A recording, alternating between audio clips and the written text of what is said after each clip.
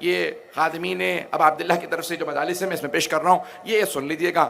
عزیزان گرامی، کائنات کے اندر جناب سیدہ سلام اللہ علیہا تشریف لاتی ہیں، اور مدینے میں جیسے پیغمبر ہجرت کر کے آئے، جناب سیدہ کے لیے مختلف صحابہ کی طرف سے رشتے آنے لگے۔ جناب سرور کائنات بس ایک ہی جواب دیتے، ذرا غور سے سنیے گا اس کو، توہین کا پہلو کبھی بھی پیش نہیں کروں گا، کیونکہ میں خود جانتا ہوں کہ جناب سیدہ سلام علیہ کے مقام اور عظمت ان کی کیا ہے۔ رشتے آنے لگے جو مجھے بات کو پیش کرنا ہے۔ سرور کائنات مسجد میں بیٹھے ہوتے، کسی نے رشتے کے لیے ذکر کیا، پیغمبر نے ایک ہی جواب سب کو دیا کہ اس امر کا اختیار میرے پاس نہیں ہے۔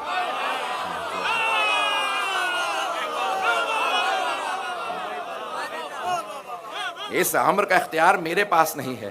یہاں تک کہ کسی صاحب نے دوسرے سے کہا کہ آپ بھی جائیے کبھی رشتے کا ذکر کر دیجئے، تو پیغمبر اسلام نے وہی جواب دیا جو پہلے کو جواب دیا تھا۔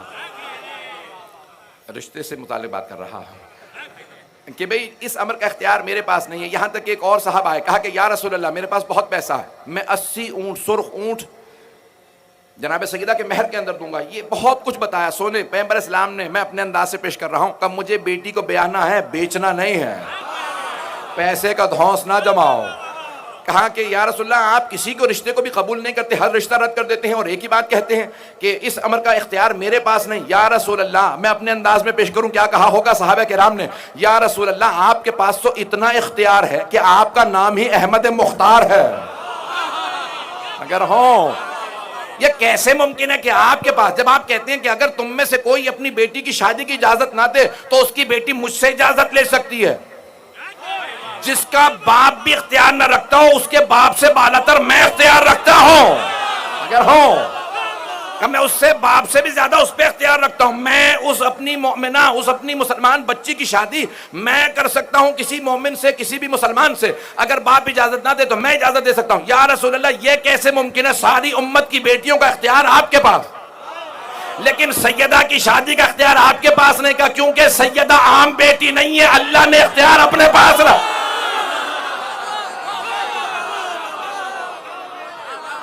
سیدہ نے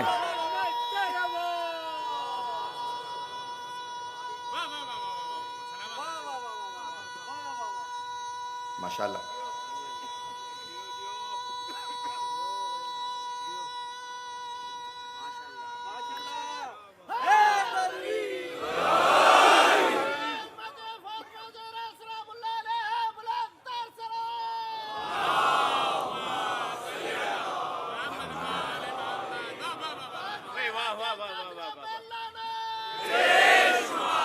توجہ ہے سارے مجمع کی میرے ساتھ؟ تو عزیزان گرامی، جناب سرور کائنات نے کہا کہ اس امر کا اختیار میرے پاس نہیں، اللہ نے اپنے ہی پاس رکھا۔ سیدہ کے عقد کا اختیار اللہ نے اپنے پاس رکھا۔ مجمع کی توجہ میرے ساتھ ہو۔ عزیزان گرامی، جناب امیر المؤمنین ایک مرتبہ مسجد نبوی میں تشریف لائے اور دو زانو ہو کے پیغمبر کے سامنے زمین پہ بیٹھ گئے۔ جناب سرور کائنات نے کہا یا علی آج کچھ مزاج بدلا بدلا سا ہے، آپ بول نہیں پا رہے۔ کہا یا رسول اللہ زبان پہ الفاظ نہیں آ رہے۔ توجہ، ارے جو ہمیشہ عطا کرتا رہا ہو اس کے لیے مانگنا بڑا مشکل ہوتا ہے۔ اب سوچئے سیدہ کا مقام کیا ہے، جس کا رشتہ مانگنے خود علی ہے۔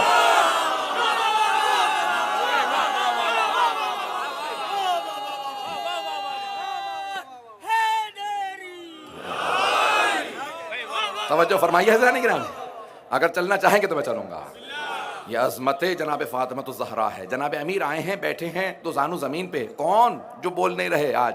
جو خطیب نہج البلاغہ، جس کا کلام نہج البلاغہ بن جاتا ہو، وہ آج کلام نہیں کر پا رہے، تو اللہ نے فوراً جناب جبرائیل کو نازل کیا۔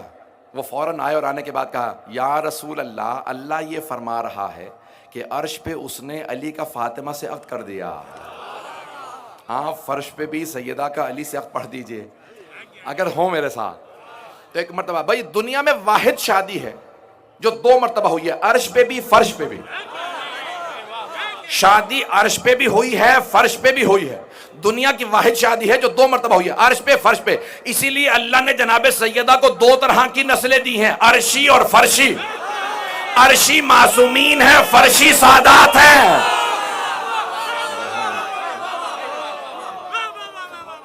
جانے گرامی، وہ عرش والی نسل ہے جو معصومین ہے۔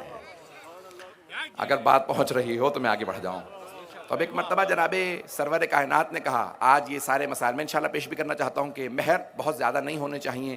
تو جناب سرور کائنات نے کہا کہ یا علی میری بیٹی کے مہر میں کیا دیجئے گا؟ بات مکمل کر دوں نا. اب یا علی میری بیٹی کے مہر میں کیا دیجئے؟ مہر اسلام میں واجب ہے، جہیز مستحب ہے. پیغمبر نے واجب کو کیسے ادا کیا کہ یا علی جو آپ مہر دیں گے اسی سے میں جہیز دوں گا. اللہ اکبر. جہیز کو مصیبت نہ بنا لیں.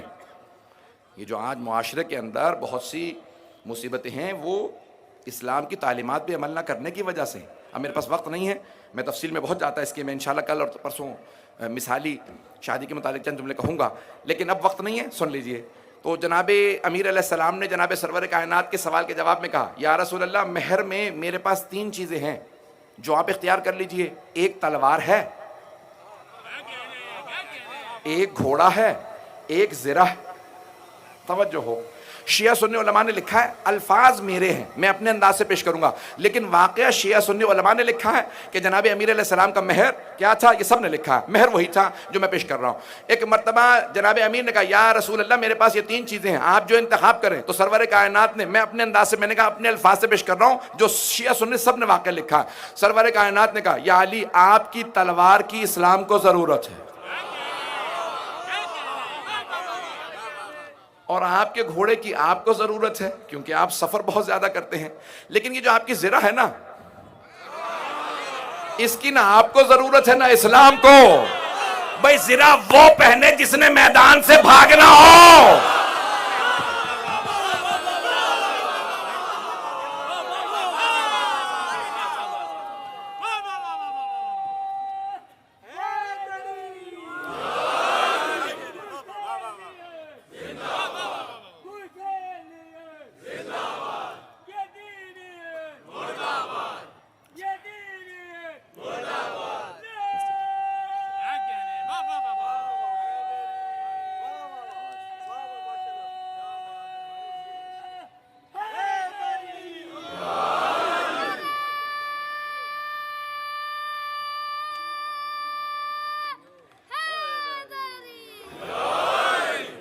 مجھے کیونکہ ایک اور مجلس کے لیے بھی پہنچنا ہے آج، کیونکہ تاخیر ہو گئی. اگر کل سر وقت سب 9 بجے پہنچ جائیں تاکہ میں 9 بجے آرام سے 1 گھنٹہ پڑھ سکوں، تو اب میرے ذہن پہ اب جلدی سوار ہو جاتی ہے کیونکہ جب وقت تمام ہو جائے. سن لیجیے گا، روایت مکمل کر دوں. سرور کائنات نے کہا، یا علی آپ کی زرہ بیچ دیجئے، جو بھی اس کی قیمت ملے وہ میری بیٹی کا مہر. ایک مرتبہ ایک صحابی نے جناب امیر کی زرہ کو ہاتھ میں لیا، کہا کہ کوئی ہے جو علی کی زرہ کو خریدنے والا ہو. بہت غربت کا دور تھا، فقر و فاقے کا دور تھا. ایک صحابی نے کھڑے ہو کے کہا، میں 500 درہم دوں گا. درہم یعنی چاندی کے سکے. سونے کا سکہ دینار کہلاتا تھا، چاندی کے 500 سکے بہت یعنی کم مہر. تو پیغمبر نے فرمایا سب سے خوش قسمت وہ بیٹیاں ہوتی ہیں جن کا مہر سب سے کم ہوتا. اعزان گرامی، لیکن یہ دنیاوی ہے مہر جو میں پیش کر رہا ہوں. تو ایک مرتبہ سفینۃ البحار، شیخ عباس قمی کی سفینۃ البحار میں باب مہر فاطمہ، وہاں سے 2 جملے پیش کروں گا لیکن پہلی بات کو مکمل کر دوں. کہا کہ یا علی یہ مہر ہے 500 درہم. 500 درہم صرف آپ نے اپنی زرہ بیچی اور وہ مہر دیا. پیغمبر نے اس سے ایک چکی لی، کچھ برتن لیے، ایک بچھونا لیا، ایک بستر لیا، ایک تکیہ لیا. کہا یہ میری بیٹی کا جہیز ہے. اب سمجھ میں آیا کتنا آسان ہے اسلام میں شادی کرنا. عزیزان گرامی، میں جملہ پیش کر رہا ہوں. چھٹے امام سے پوچھا کہ مولا آپ کی دادی زہرا کا مہر کیا، مہر کتنا تھا؟ تو جناب امام صادق نے کہا وہ جو تم نے سنا ہے نا 500 درہم، 500 چاندی کے سکے، کہا وہ دنیاوی یا فرشی مہر تھا. وہ فرشی مہر تھا. کہا عرشی مہر میں بتاتا ہوں.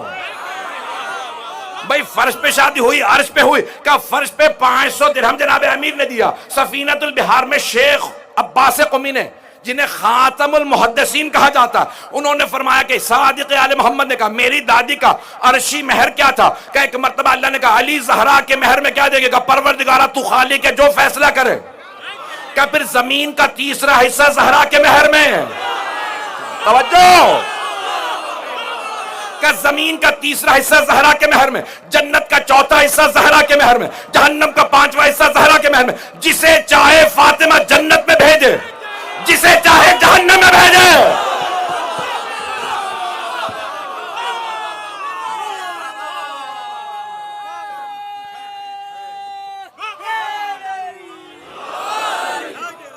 توجہ ہے میرے ساتھ؟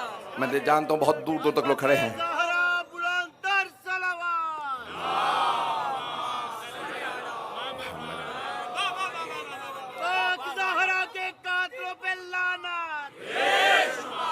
عزیزان گرامی وقت نہیں، میں بہت معذرت چاہوں گا، مکمل کرنا ہے مجھے موضوع کو، کہ یہ جملے کہہ رہا ہوں کہ جناب سیدہ سے متعلق اگر کسی کے ذہن میں شبہ ہو نا کہ بھئی جناب سیدہ جسے میں نے جملہ کہا ہے کہ جسے چاہیں جنت میں بھیجیں، جسے چاہیں، پیغمبر نے حدیث کہی ہے، شیعہ سنی دونوں کتابوں میں ہے، علی قسیم الجنت والنار، علی جنت و دوزخ کے تقسیم کرنے والے، اور امام شافعی نے اپنے شعر میں بھی کہا ہے علی حبہ جنہ قسیم النار والجنہ وصی المصطفیٰ حقا امام الانس والجنہ۔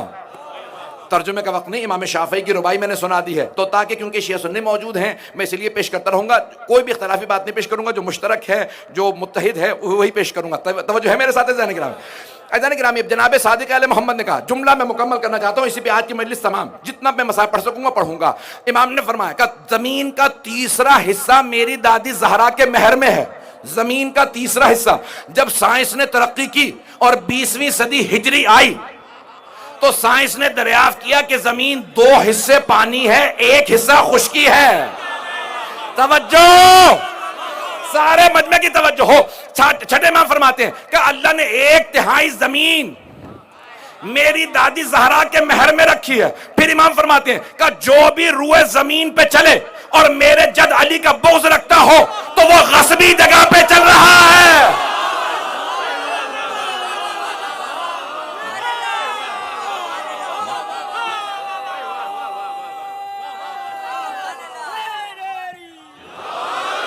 بات پہنچ گئی ہے عزیزان گرامی، بات پہنچ گئی۔ ایک اور جملہ میں کہہ دوں، حدیث کی تشریح کر دوں اگر سننا چاہے۔ امام فرماتے ہیں جو بھی روئے زمین پہ چلے اور میرے جد علی کا بغض رکھتا ہو وہ غصبی جگہ پہ چل رہا ہے، کیونکہ یہ سارے کی ساری زمین میری دادی زہرا کے مہر میں چلی گئی ہے۔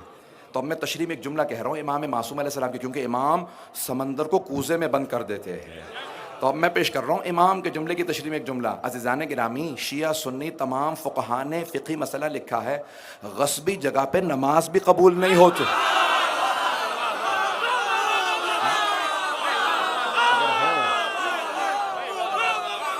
ایسا ہی ہے یا نہیں ہے کہ تمام شیعہ سنی فقہا نے لکھا ہے کہ غصبی جگہ پہ نماز نہیں ہوتی، کسی کے گھر میں زبردستی چلے جائیں کہ میں نماز پڑھنے آیا ہوں، عبادت قبول نہیں ہے بلکہ الٹا گناہ ہے، اس پہ عذاب بھی ہوگا کہ دوسرے کی ملکیت میں غصبی طور پہ داخل کیسے ہوا۔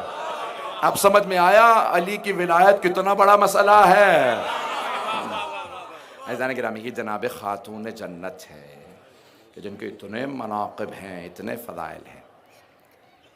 عزیزان گرامی بس ایک روایت پیش کرنا چاہتا ہوں آج، کل سے تفصیلی مسائل پڑھوں گا، جہاں جہاں تک جو دور تک مجھے نظر آ رہا ہے، جہاں تک لوگ کھڑے ہیں سب سنیں گے، اور جو کھڑے ہوئے ہیں دریاں اور زیادہ بچھا دیں تاکہ جو پیچھے لوگ ہیں ان کے لیے بھی جگہ بنے۔